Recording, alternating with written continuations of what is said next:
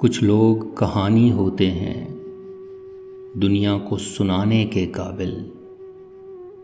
कुछ लोग निशानी होते हैं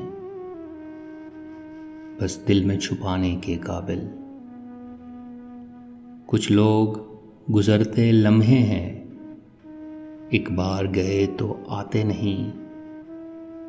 हम लाख बुलाना भी चाहें, परछाई भी उनकी पाते नहीं।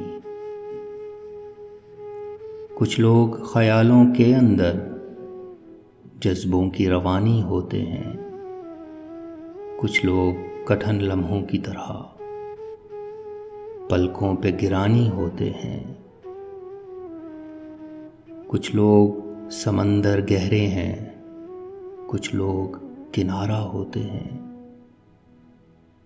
कुछ डूबने वाली जानों को तिनकों का सहारा होते हैं। कुछ लोग चट्टानों का सीना, कुछ रेत घरौंदा छोटा सा।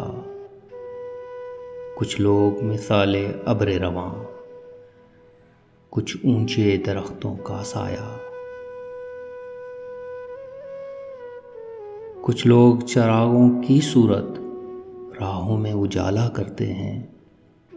कुछ लोग अंधेरों की कालक चेहरे पर उछाला करते हैं। कुछ लोग सफ़र में मिलते हैं, दो गाम चले और रास्ते अलग। कुछ लोग निभाते हैं ऐसा, होते ही नहीं धड़कन से अलग। क्या हाल सुनाएं अपना तुम्हें, क्या बात बताएं जीवन की।